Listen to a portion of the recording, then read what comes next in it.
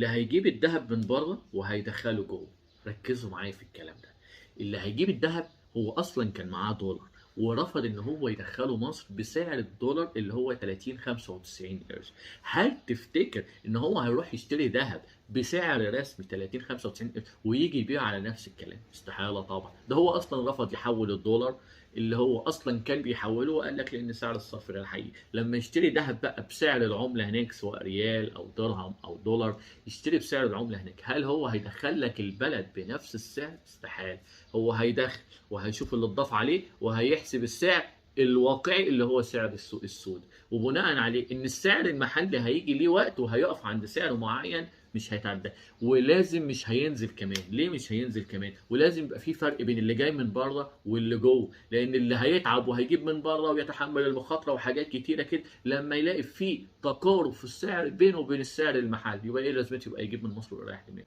عشان نشوف الأسعار وتفاوت الأسعار، لازم الطرف اللي هيجيب من برّه يلاقي أكبر استفادة. لو السعر عندنا هنا نزل خلّى اللي هيجيب من برّه مش لاقي استفادة، ما حدش هيجيب ده.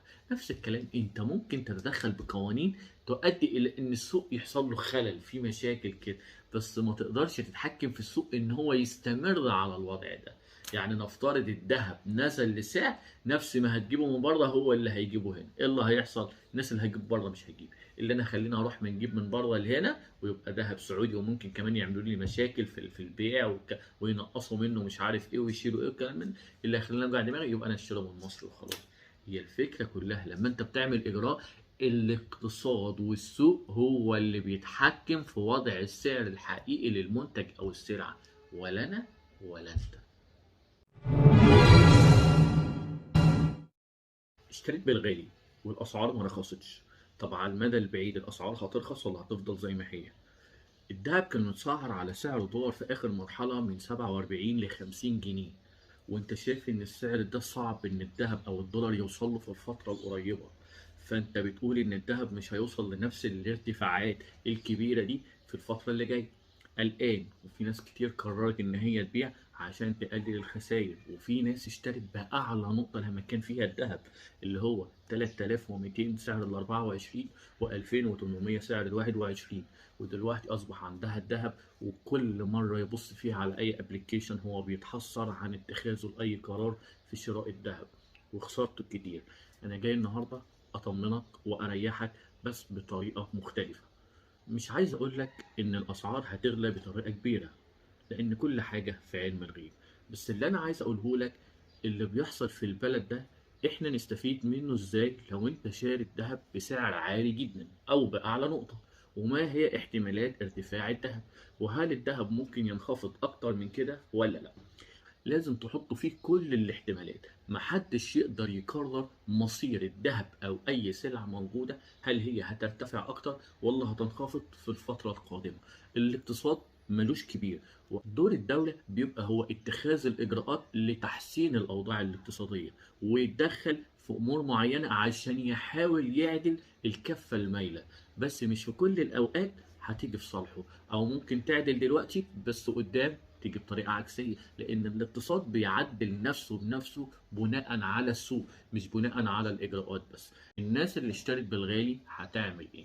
بص يا سيدي، أنت دلوقتي اشتريت بالغالي نفترض بأعلى نقطة اللي هو 3200، أصبح معاك سبيكة أو أصبح معاك جنيه أو أيا يكن مشغولات أو أي حاجة. دلوقتي أصبح معاك في الأول في الآخر معاك ما يعادل ذهب مش فلوس. طيب إحنا نفترض دلوقتي إن السعر راجع تاني ل 3200، حضرتك هتعمل إيه؟ حضرتك هتبيع ويبقى كده ولا كسبت ولا خسرت، فلنفترض. طيب مسكت جنيه مصري في إيدك، هتعمل إيه بالجنيه المصري؟ مش هتعرف تعمل بيه حاجة، لأن للأسف جميع السلع اللي موجودة دلوقتي في السوق متسعرة على سعر دولار، يا ريت سوق سودا هو كمان بالسعر اللي هو يعادل سعر الدهب. يعني كمثال أسعار العقارات وضعها عامل إزاي؟ طيب خد حاجة تاني، أسعار العربيات أسعارها عاملة إزاي؟ تعرف إن لو في أي قرار حكومي اتاخد بشأن حاجة زي العربيات مثلا، زي ما عملوا في الدهب يعملوا قرار كويس جوهري في العربيات، أسعار العربيات هتوصل من إيه لإيه؟ طب ده حاجة كويسة ولا حاجة وحشة؟ لا هتبقى حاجة كويس، لأن إحنا في النهاية نتمنى إن الذهب اللي أنا أبيعه في المقابل ان انا اروح اشتري حاجه انا كان نفسي اشتريها. فاذا كان سعر الذهب رخص، يا رب كل حاجه ترخص، احنا لا نعترض. طيب هل لو الحكومه هي اللي اتدخلت في ترخيص سعر الذهب باجراءات، هل الاجراءات دي هتستمر؟ استحاله. لو الحاجه دي مش حقيقيه على ارض الواقع، والاقتصاد بتاعنا هو اللي هيخلي الحاجه دي على امر الواقع، كل حاجه هيتم تعديلها للاوضاع التانيه واوضاع قياسيه اكتر كمان. لان احنا ما ينفعش نضحك على بعضينا باسعار دولار وهميه. اذا كان البنك المركزي دلوقتي فارض علينا سعر دولار ب 31 جنيه، هو فارض دلوقتي، هو بس عايز يعدي الموازنه الجديده اللي هي بتاعت شهر 7 دي على خير، ويحط الموازنه عشان يعالج امور وسياسات اقتصاديه معينه، وبعد كده لازم يشوف السعر الرسمي ويتعامل عليه. مفيش حاجة هتستمر على سعر الدولار بالوضع ده إلا بالإنتاج، إلا بالإنتاج. طب حتى لو باع شركات، حتى لو باع شركات، لأنك في النهاية برضه حتى لو بعت شركات أنت بتحل المشكلة الحالية، بس ما بتحلش المرض نفسه. انت اشتريت بالغالي، طب دلوقتي نفترض ان السعر رجع تاني بالغالي على نفس النقطة اللي اشتريت بيها، هتعمل ايه؟ هتبيع؟ هنقول هتبيع. مسكت الجنيه، هتعمل ايه بالجنيه؟ هتروح تشتري سلعة تانية. تعرف ان السلع التانية متسعرة على نفس سعر الذهب اللي هو 47 و50 و40 وحاجات من دي، عارف كده ولا مش عارف؟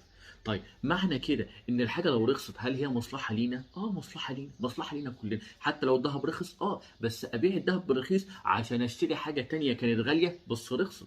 تعرف ان القرار اللي اتاخد بشان الذهب لو اتعمل في حاجه زي العربيات، اسعار العربيات هتوصل من كام لكام بنفس الطريقه؟ تعرف لو حصلت في حاجه زي العقارات، اسعار العقارات والشقق هتوصل من كام لكام؟ تعرف دلوقتي لما كنت هبيع الذهب باعلى نقطه هعمل بايه؟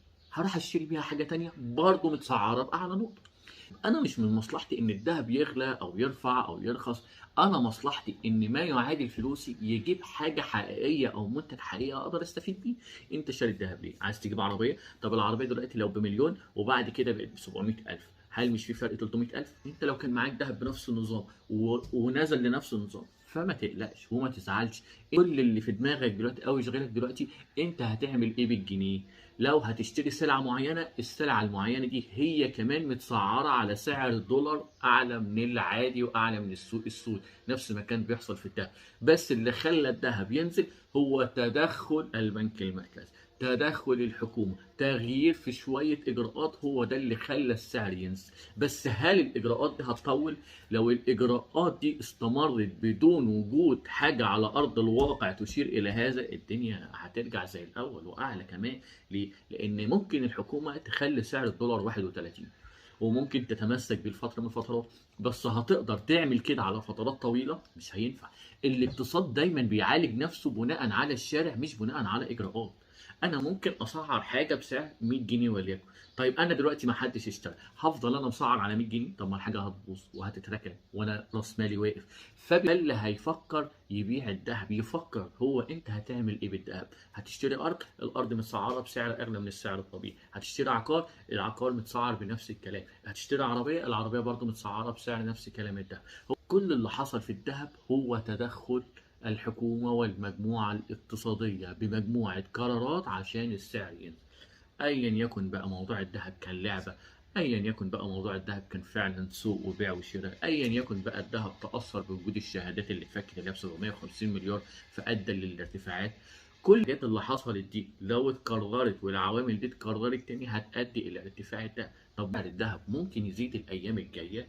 في امور كتير ممكن تخلي الذهب يوصل لارقام اكتر من اللي وصل لها في الفتره الاخيره.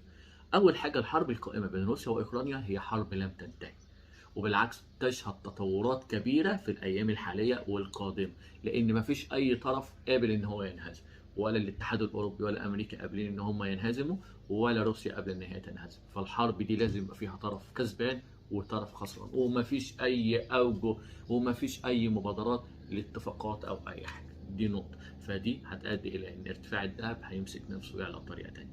المشاكل الاقتصاديه في امريكا هتزود اسعار الذهب. المشاكل اللي موجوده في مصر هتؤدي الى ارتفاع اسعار الذهب. نزول قيمه الجنيه المصري هتؤدي الى ارتفاع الذهب. الفك بتاعت الشهادات اللي هي اتعملت ب 25% اللي هي هتبقى شهر واحد الجاي هتؤدي إلى ارتفاع أسعار الذهب. بعد الموازنة الجديدة اللي هي في شهر 7 هتؤدي إلى ارتفاع الذهب. في حاجات كتير هتخلي ارتفاع الدهب في الفترة القادمة كبير، بنسب قد ايه محدش يعرفها، بس دي عوامل هتزوده. بالعوامل اللي هتزوده دي هتفيدني انا، هتفيدني انا. لو انا اشتريت بالغالي ممكن ابيع بعد كده بالغالي او اغلى كمان. انا مش من مصلحتي الحاجه تغلى او من مصلحتي الحاجه ترخص، انا من مصلحتي يبقى في توازن بين سعر السوق الحقيقي وسعر الصرف الحقيقي وسعر المنتج الحقيقي، ما يبقاش كل حاجه ليها اكتر من سعر. لو اتحلت مشكلة الدولار ونتمنى هذا، لو اتحلت مشكلة السوق السوداء ونتمنى هذا، لو اتعملت إجراءات حكومية من المجموعة الاقتصادية زي ما حصل في الذهب، يحصل في العربيات، يحصل في العقارات، يحصل في أي سلع حيوية بالنسبة للناس زي ما حصل في الذهب، كل ده هيؤدي إن الأسعار هتنزل بطريقة كبيرة. طب لما الأسعار تنزل، ساعتها قيمة الذهب بتاعك اللي معاك هتساوي قيمة الحاجة اللي أنت عايز تشتريها. فانا عايزك في كل الحالتين ما تقلقش على فلوسك اللي انت حاططها، انت فكر بس فيما بعد بيع الذهب هتعمل ايه.